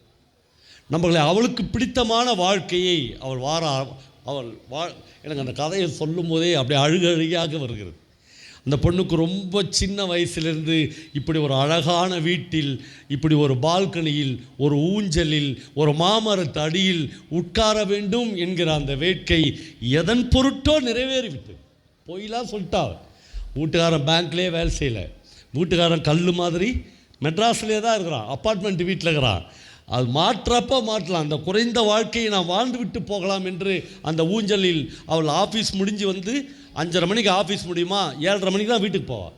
வீட்டில் புருஷன் கேட்கும் போதெல்லாம் ஆஃபீஸில் கொஞ்சம் வேலை இருந்துச்சு என்று பொய் சொல்ல ஆரம்பிப்பாள். நிறைய பொய்களை சொல்வாள். ஆனால் அவருக்கு அந்த வீடு அந்த டான்ஸர் உட்கார்ந்தால அந்த ஊஞ்சலில் அவள் உட்கார்ந்து பார்ப்பார். அந்த டான்ஸர் துணி துவைச்சு போட்டால அந்த கொடியில் அவள் தன் துணியை போட்டு பார்ப்பாள். அவளுடைய ஆசையெல்லாம் ஒரு நாள் வீட்டுக்கு தெரிஞ்சிடும். நம்மளை நாம் நினைக்கிற மாதிரி சுலபம் இல்லை. வீட்டுக்காரனுக்கு வந்து நம்ம பொண்டாட்டி தனியாக ஒரு வாடகை வீடு எடுத்துன்னு இருக்கிறா அப்படின்னா தமிழ் சமூகத்தில் அவன் எப்படி ரியாக்ட் ஆவான்னு உங்களுக்கு நான் சொல்லவே வேணாம். எடுத்த உடனே அங்கே எவன் கூட இருக்கிறன்னு ஆரம்பிப்பான். அதான் இருக்கிறதுலே நாகரிகமான வார்த்தை இல்லையா? அங்கே எவன் கூட இருக்கிறன்னு ஆரம்பிப்பான். எவன் கூட இல்லை, யாருடனும் இல்லை, தனியாக இருக்கிறாவ. எனக்கு இந்த தனிமை தேவைப்படுகிறது, என் வாழ்க்கைக்கு இந்த அழகு தேவைப்படுகிறது, இந்த சௌந்தரியம் தேவைப்படுகிறது, இந்த சுதந்திரம் தேவைப்படுகிறது. அதனால் நான் இந்த வீட்டில் இருக்கேன். யாருமே நம்ப மாட்டார்கள். அவன் அவளை அடிக்கிறான். அந்த ஸ்கூட்டரை எடுத்துன்னு அவளை இழுத்து கொண்டு வந்து அந்த வீட்டை எல்லாம் காலி பண்ணிவிட்டு போகிறான். நண்பர்களே, அடுத்த நாளும் அவள் செக்ரட்டேரியட்டுக்கு வேலைக்கு போகிறாள். அந்த வீட்டை திரும்பி கூட பார்க்காமல் அவளுடைய ஸ்கூட்டர் நேரடியாக. இதான் லைஃப். வாழ்க்கை என்பது நாம் நினைக்கிற மாதிரி அவ்வளவு அபூர்வங்களால் ஆனது இல்லை. திரும்ப திரும்ப இந்த வாழ்க்கையை நாம் இழந்த இந்த லைஃபை, நம்முடைய கனவுகளை, நம்முடைய அபிலாஷைகளை எழுத்தாளர்கள் சொல்லிக்கொண்டே இருக்கிறார்கள். இங்கே இவ்வளோ பெண்கள் இருக்கிறீர்கள். ஒவ்வொரு பெண்ணுக்குள்ளும் எவ்வளவு கனவுகளை தேக்கி கொண்டு இந்த சமூகத்திற்கு நாம் வாழ வந்திருப்போம். எனக்கு தெரிந்து குதிரை வண்டியில் வந்தவன் என்று தமிழ்ச்செல்வன் ஒரு கதை எழுதியிருக்கிறார். அந்த கதையில் ஒரு பொண்ணுக்கு என்ன தெரியுமா, ரொம்ப சின்ன ஆசை இருக்கும் அவளுக்கு. உயிரே போனாலும் திருப்பூரில் மட்டும் கல்யாணம் பண்ணிக்கூடாதுன்னு நினைப்பாவ. இல்லை, அதுக்கு என்ன காரணம்னா, அவங்க வீட்டில் மொத்தம் 3 பொண்ணுங்க. 3 பொண்ணையும் பக்கத்து தெருவிலே கல்யாணம் பண்ணிக்கலாம். அவினாஷில், திருப்பூரில், இப்படி பல்லடத்தில் இப்படி கல்யாணம் பண்ணி கொடுத்துருவாங்க. அவங்க வீட்டு 4வது பொண்ணுவ பிஎஸ்சி படிப்பா. அது என்ன ஆகிடுன்னா, கல்யாணம் ஆனதாகவே தெரியாது இவங்க அந்த பொண்ணுங்களுக்கு. எப்பயுமே அம்மா வீட்டிலே இருக்குங்க. அதுங்க எப்போ வந்தாலும் அம்மா வீட்டில் 3 பொண்ணுங்களும் இருக்கும், அவங்க குழந்தைங்க இருக்கும். இதுங்க கல்யாணம் ஆகி எங்கேயோ வெளியூருக்கு போன ஃபீலே இருக்காது. இந்த பொண்ணுக்கு என்ன ஆசை இருக்குன்னா, சின்ன வயசில் உயிரே போனாலும் திருப்பூரில் மட்டும் கல்யாணம் பண்ணக்கூடாது. நாம் வந்து குறைஞ்சபட்சம் இந்த டெல்லின்றாங்க, டெல்லிலாம் எங்கே இருக்குதுன்னே அவளுக்கு தெரியாது. இந்த டெல்லி, கல்கத்தா, காஷ்மீர்லாம் சொல்கிறாங்கல்ல, அந்த பக்கமாக ஒரு மாப்பிள்ளையை பார்த்து கல்யாணம் பண்ண போயிடணும் அப்படின்னு நினைப்பாள். இதான் அவளுடைய உள்ளுக்குள்ளே அவளுக்கு இருக்கிற கனவு. இப்போ ஒரு நாள் காலேஜ் முடிஞ்சு வருவாள். வீட்டில் 10 பேர் உட்காந்துப்பாங்க. அவங்க அம்மாவை கூட்டுக்கப்பா, என்னம்மா எல்லோரும் வந்துக்கிறாங்க, என்னவா உன்னை பொண்ணு பார்க்க வந்துக்கிறாங்க அப்படின்றவா. டக்குன்னு அந்த பொண்ணு ஃபஸ்ட்டு என்னதம்மா கேட்பா, அம்மா எந்த மாநிலத்தில், எந்த ஸ்டேட்டு? மாநிலமா? அடுத்த தெருவுடி. முடிஞ்சா முடிஞ்சா அந்த பொண்ணு நாள் வச்சுருந்த கடவுளாம் தூள் தூள் ஆயிடுச்சா, அடுத்த தெருவா அவள் போய் உள்ளே குமுறி குமுறி அழுவா. சனினே படிக்கும்போதே கல்யாணம் அமையிறது எவ்வளோ முக்கியம், போய் முகத்தை கழுவிட்டு வா. முகத்தை கழுவி பொட்டு வச்சுன்னு வந்து காஃபி கொடுப்பா. இப்போ மாப்பிள்ளை யாருறான்னு பார்த்தா பிடபிள்யூடியில் இன்ஜினியர். நம்ம ஒரு ஸ்கொயர் வச்சுருப்போம் ஒரு ஃபேமிலியில். பிடபிள்யூடியில் இன்ஜினியர்னால் நான் சொல்கிற இந்த கதை எழுதப்பட்ட காலத்தில் அவருக்கு 4500 சம்பளம். ஆனால் அவங்க அந்த பொண்ணுக்கு சொல்லிக் கொடுப்பாங்க. என்ன சொல்லிக் கொடுப்பாங்க? சம்பளம் தான் பாப்பா 4500, தினந்தோறும் 2000 வீட்டுக்கு வாங்கிட்டு வரலாம். ஏன்னா அவர் வந்து முடிஞ்சா நம்ம ஸ்கேல் இதெல்லாம் நான் சொல்லிக்கிறேன்ல. எங்கள் இபியில் நான் வந்து அட்மினிஸ்ட்ரேட்டிவ் ஆஃபீஸரு. என்கிட்ட இந்த 24 வயசு பொண்ணுங்களாம் வந்து அசிஸ்டண்ட் இன்ஜினியராக ஜாயின் பண்ணுவாங்க. நீங்கள் பார்த்தீங்கன்னா அப்படியே சுடிதார்லாம் போட்டு தேவதைகளுக்கு இல்லை வானத்திலேருந்து இறங்கி வச்சிருந்த தேவதைகள் மாதிரி அப்படியே என் பொண்ணு மாதிரி இருப்பாங்க. அப்படி அழகாக வந்து ஒரு பொண்ணு ஜாயினிங் ரிப்போர்ட் எழுதினே என்கிட்ட கேட்குது, பவா சார் நம்ம ஆஃபீஸில் எப்படி பவா சார் பழக்கம் அப்படின்து. ஒன்றும் புரியல எனக்கு. என்ன பழக்கமா என்ன? இல்லை சார் காசு நாங்களே வாங்கிக்கலாமா, நீங்கள் வாங்கி சாயங்காலம் பிரித்து கொடுப்பீங்களான்னு கேட்குது. ஆமாம், இதுக்கு பிரித்து கொடுக்குறதுக்கு தான் நான் அட்மினிஸ்ட்ரேட்டிவ் ஆஃபீஸராகிறேன். சொல்லி கொடுக்குது. இந்த கல்வி முறை வந்து இபிக்கு வேலைக்கு போய்ட்டு பாப்பா 20 லட்சம்னாலும் உங்கள் அப்பா கடன் வாங்கி வட்டி கடன் வாங்கி உனக்கு வேலை வாங்கி கொடுத்துட்றேன், டெய்லி 10,000 ரூபாய் வாங்கினு வா பாப்பான்றாங்க. பாப்பா சுடிதார் போட்டுன்னு வரும்போதே டெய்லி 10,000 கிடைக்குன்ற கனவோடு வருது. பார்த்தா ஜெயிலுக்கு போகுது. அதை பற்றிலாம் கவலையே இல்லை. நம்மளுக்கு இதெல்லாம் பழகிடுச்சு. நம்மளுக்கு வந்து ஒரு சொரணையற்ற சமூகமாக மாறிவிட்டோம். என்ன சார் ஜெயிலுக்கு போயிட்டு வந்து கூட நல்லா இருக்கட்டுமே சார், அந்த மனநிலைக்கு நம்ம போயிட்டோம். இந்த பொண்ணுக்கு சொல்கிறாங்க, நீ வந்து பிடபிள்யூடியில் இன்ஜினியரு, மாதம் 4500 சம்பளம், அது கவலை இல்லை, டெய்லி 2000 முடிஞ்சிச்சா. டக்குன்னு ஒரு நாள் இவன் வந்து ஃப்ளைட்டில் வருவான் மாப்பிள்ளைன்னு நினச்சிருந்தாலும் குதிரை வண்டியில் வந்துக்கிறான். அவன் குதிரை வண்டியில் வந்து கல்யாணம் முடிஞ்சிடுச்சு. கல்யாணம் முடிஞ்ச உடனே தனி கொடுத்தனம் போயிட்டாங்க. அந்த பொண்ணு பேர் வசந்தி. அவளுக்கு அப்படியே குமுறி குமுறி வருது அழுகை. இது யார்கிட்ட போய் சொல்கிறது? இந்த கிட்டத்தட்ட இது ஒரு வகையான கொலை. இது அந்த பொண்ணினுடைய மன உணர்வுகளை கம்ப்ளீட்டாக அந்த அப்பாவும் அம்மாவும் சொந்தக்காரங்களும் சேர்ந்து கொலை பண்ணிட்டாங்க. தெரியவே இல்லை. அப்படி பார்த்திங்கன்னா இந்த மாப்பிள்ளை கொஞ்சம் தொப்பை விழுந்துடும். பார்த்திங்கன்னா கல்யாணம் ஆகி ஒரு வருஷத்தில். அப்படின்னா என்ன அர்த்தம்னா நல்ல வாழ்க்கை நடத்தினுங்கிறான்னு அர்த்தம். ஆமாம், அவன் கொஞ்சம் தொப்பெல்லாம் வந்து அப்படியே பர்ஃபெக்டாக இருப்பான். பர்ஃபெக்டாக நம்ம வாழ்க்கையை நடத்துகிறோமா அப்படின்றதுக்கு 2 அடையாளங்குது தமிழ்நாட்டில். ஒன்று, சாப்பிட்டுட்ட பிறகு ஒரு டம்ளர் பால் சாப்பிடுவான், நைட்டில் 2 பழம் சாப்பிடுவான். அப்படின்னா என்ன அர்த்தம்னா இந்த வாழ்க்கையை நிறைவாக வாழறான். இதுக்கு மேலே வாழறதுக்கு ஒன்றுமே இல்லைன்னு அர்த்தம். இப்போ இந்த மாப்பிள்ளை டெய்லி ஒரு டம்ளர் பால் குடிச்சிட்டு 2 பழம் சாப்பிட்டு ரொம்ப சந்தோஷமாக என் மனைவியை வச்சுனுங்கிறதா அவன் நினச்சிக்குவான். அதான் முக்கியம் ஆச்சா. இப்போ புதுசாக ஒருத்தர் கல்யாணம் ஆகி இவங்க வீட்டு பக்கத்துலேயே குடும்பம் வருவாங்க, போஸ்டன் வீட்டில். அவங்க டெய்லி சண்டை போட்டுக்குவாங்க. அவங்களும் லவ் மேரேஜ் தான். டெய்லி சண்டை போட்டுக்குவாங்க. சண்டை போட்டோன்னே ஒரு நாள் வந்து இவங்ககிட்ட வந்து அவன் வந்து ரிப்போர்ட் பண்ணுவான், அண்ணே நான் பார்க்குறேண்ணே இவ்வளவு நிறைவாக பரமசிவனும் பார்வதி மாதிரி ஒரு வாழ்க்கை நடத்துகிறீங்க, எங்கள் வீட்டில் டெய்லி சண்டை வருது, நான் எப்படி வாழ்ந்தால் இந்த சண்டையெல்லாம் இல்லாமல் பார்த்துக்கலாம். இவன் அவனுக்கு அட்வைஸ் பண்ணுவான், தம்பி நான் உன்னை கவனிக்கிறேன், வாழறதுக்கே நீ தகுதி இல்லை, ஏன்னு ஒரு நாள் கூட உன் கையில் மல்லிப்பூவும் அல்வாவையும் நான் பார்க்கலேன்னுவான். இவன் என்ன நினச்சினுப்பான், மல்லிப்பூ அல்வா வாங்கிட்டு வந்து கொடுத்துட்டா ஒரு புருஷனை பொண்டாட்டியும் நல்லா வாழறாங்கன்னு இவன் நினச்சி இவனுடைய ஸ்கேல் அது. ஒரு நாள் கூட மல்லிப்பூ அல்வாவோடு நீ வந்து நான் பார்க்கவே இல்லைன்னுவான். தெரில, நான் எனக்கு வாழ்க்கை எப்படி வாழறதுன்னு தெரில. பாரு நானும் அண்ணியும் பாரு என்ன பிரமாதமான ஒரு வாழ்க்கை வாழறோம். உள்ள ஸ்டவ் வெடிக்கும், ஆமாம் கேஸ் வெடிக்கும். இவன் உண்மையிலே ஸ்டவ் வெடிச்சிச்சுன்னு அலறி அடிப்பான்.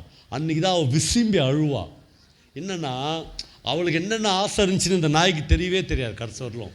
ஆமாம், அவள் வந்து ஃபஸ்ட்டு நாளே என்ன தெரியுமா நினைப்பா, அவள் பேர் வசந்தி இல்லை, நம்மளை கல்யாணம் பண்ணிக்கிற புருஷன் ஒரு நாள் நம்மளை வசந்தின்னு கூப்பிடக்கூடாதுன்னு நினைப்பா.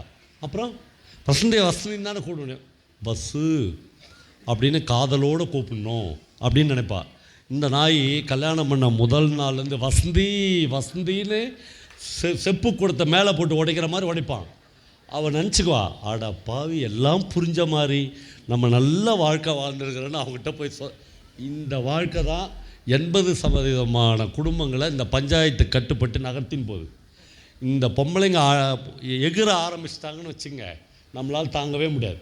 இப்போ ஜி நாகராஜன்னு ஒரு தமிழில் ஒரு முக்கியமான ரைட்டர் இருந்தார். அவர் ஒரு கதையில் அந்த ஒரு ஃபஸ்ட் நைட் நடக்கும். 2 பேரும் காதலித்து கல்யாணம் பண்ணிக்கினவங்க. அந்த ஃபஸ்ட் நைட் நடக்கும்போது அவள் பால் பழம்லாம் எடுத்துன்னு அந்த ஃபஸ்ட் நைட்டுக்குள்ளே வருவாள். அவங்க வீட்டுக்காரன் வந்து போய் லைட் ஆஃப் பண்ணிட்டுவான். அவன் அதுலேயே குறியாக இருப்பான். ஆமாம், இவன் வந்து கொஞ்ச நேரம் பேசின்னு இருக்கலாமேன்னு தோணும். இந்த கொஞ்ச நேரம் பேசின்னு இருக்கலாமே, கொஞ்ச நேரம் உன் மடியில் சாஞ்சிக்கலாமே, கொஞ்ச நேரம் உன் தோலை பிடிச்சிக்கிறனே, அதெல்லாம் வாய்க்காமலேயே போய்விட்டு அவளுக்கு வந்து அவ்வளோ ஏக்கமாக இருக்கும். அவன் போய் லைட் ஆஃப் பண்ணுன்னு சொல்லிக்கினே இருப்பான். அவள் கேட்பா, லைட் ஆஃப் பண்ணிட்டு இருட்டில் கேட்பா, என்னை ரொம்ப பிடிக்குமா உனக்கு அப்படின்னு கேட்பா. என்ன லூஸ் மாதிரி பேசுகிற, 5 வருஷம் தலையால் தண்ணி குடிச்சு உன்னை கல்யாணம் பண்ணிக்கினேன், என்னை போய் பிடிக்குமான்னு கேட்குற, அப்படியே உயிரை விட சொன்னேன் இப்பயே விட்டுருவேன். அப்படி பேசினே இருப்பான். போய் லைட் ஆஃப் பண்ணிட்டு வான்னு சொன்னால, போய் லைட் ஆஃப் பண்ணோடனே தடால்னு ஒரு சத்தம் கேட்கும். இவன் படுத்துக்கினே என்ன அப்படின்னு கேட்பான். ஒன்றும் இல்லைன்னு.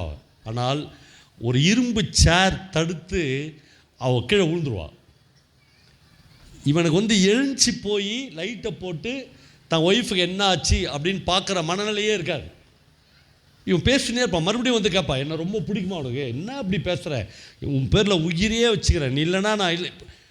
அவன் ஜி நாகராஜன் சொல்லுகிறார், எல்லா வார்த்தைகளையும் மேல் உதட்டிலிருந்து மட்டுமே அவன் பேசி கொண்டிருந்தான் எழுதுகிறார். ஹார்ட்லேருந்து இல்லை. டைலாக்ஸ் எல்லாமே வசனங்கள், மேல் உதட்டிலிருந்தே அவன் பேசி கொண்டிருந்தான். கொஞ்ச நேரம் பொறுத்து அவனுக்கு புரியும், ஒரு விசும்பல் சத்தம் கேட்கும். என்னடா நம்ம பேசினுக்கிறோம், ஏதோ விசும்பல் சத்தம் கேட்குதுன்னு எழுந்துச்சி போய் லைட்டை போட்டு பார்த்தால் அந்த பெட்டில் இவ்வளோ ரத்தம் துவைந்திருக்கும்.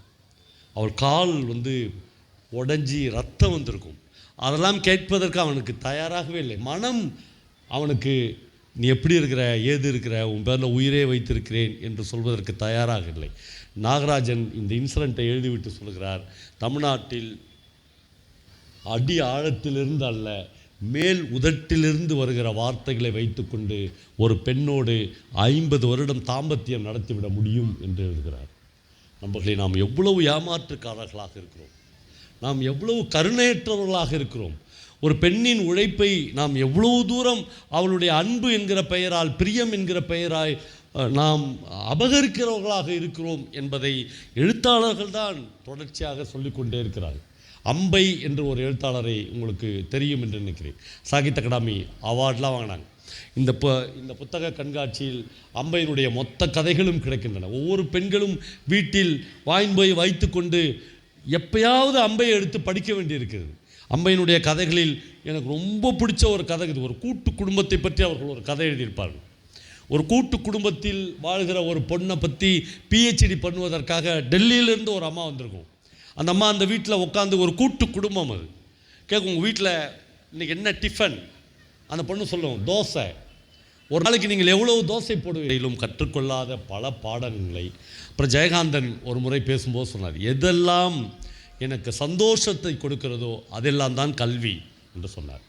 நம்முடைய குழந்தைகள் அந்த புள்ள பிடிக்கிற வேன் மாதிரி ஒரு மஞ்சா வேன் வருது இல்லை, இப்போ அது வந்தோடனே பயந்து நடுங்குதுங்க. ஏன்னா அதை உள்ளே பிடிச்சி நம்ம அப்பா அம்மா போட்டுருவாங்களோன்னு பயப்படுதுங்க. அது இல்லை, அந்த வேனை பார்த்தோடனே பையனே ஓடணும்.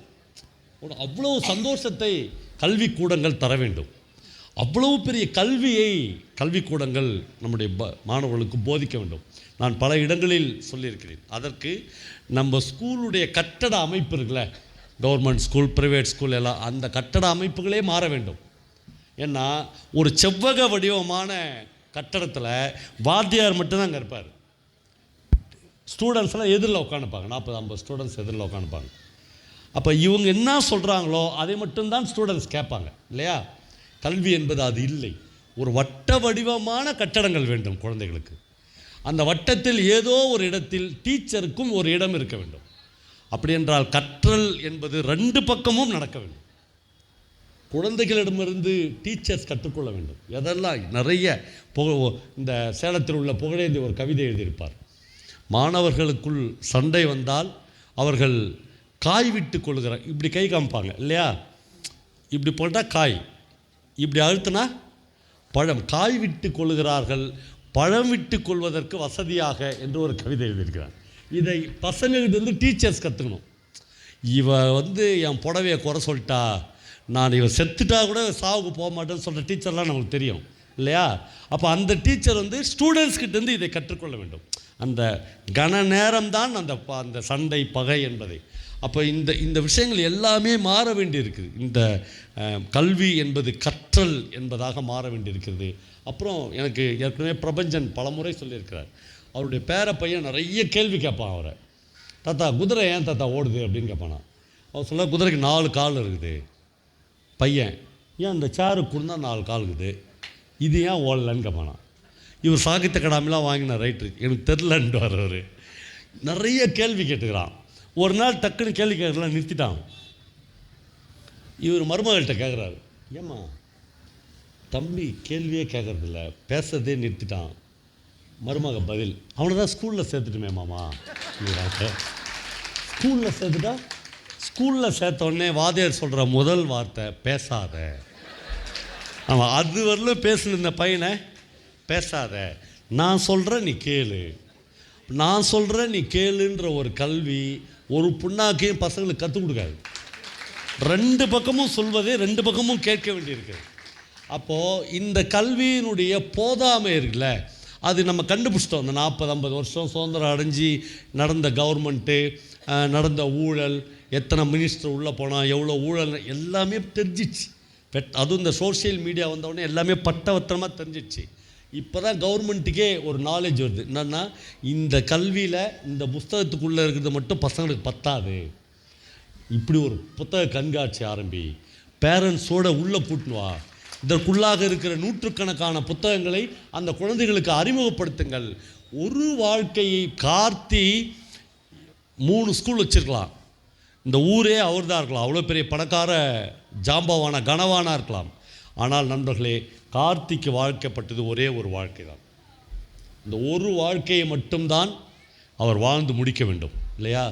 பவாவுக்கான வாழ்க்கை ஒரு வாழ்க்கை தான். இந்த ஒரு வாழ்க்கையை தான் நான் திரும்ப திரும்ப வாழ்ந்து முடிக்க வேண்டும். ஆனால் நான் ஒரே ஒரு விஷயத்தை உங்களுக்கு சொல்லுகிறேன். நீங்கள் இதை தாண்டி ஒரு புத்தகத்தை படிக்கிற போது நீங்கள் வாழாத வாழ்க்கையை ஒரு புத்தகத்தின் மூலமாக நீங்கள் வாழ்கிறீர்கள். உங்கள் வாழ்க்கையில் மொத்தமாக நீங்கள் 280 புத்தகங்களை படித்திருக்கிறீர்கள் என்றால் 280 பேரின் வாழ்க்கையை நீங்கள் வாழ்ந்திருக்கிறீர்கள் என்ற அர்த்தம். இந்த உலகத்தில் எந்த ஒரு பெரிய விஷயமும் இவ்வளவு பெரிய அருள் கொடையை உங்களுக்கு கொடுத்ததே இல்லை, புத்தகங்களை தவிர. புத்தகங்கள் அவ்வளவு பெரிய வாசிப்பின் இன்பத்தை உங்களுக்கு தருகிறது.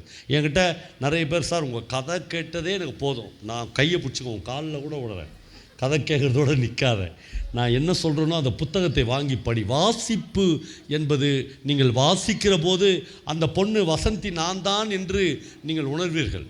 அந்த நிமிஷம் புத்தகத்தை மூடி விடுவீர்கள், மூடி கொஞ்ச நேரம் மனம் கசந்து அழுவீர்கள். கதை கேட்கிற போது இது நிகழாது, வாசிப்பின் போது தான் நிகழும். உங்கள் குழந்தைகளை தாராளமாக வாசிக்க விடுங்க, ஒன்றும் ஆகிடாது. சத்தியமாக அந்த பையன் நீட்டில் ஃபெயில் ஆகவே மாட்டான்.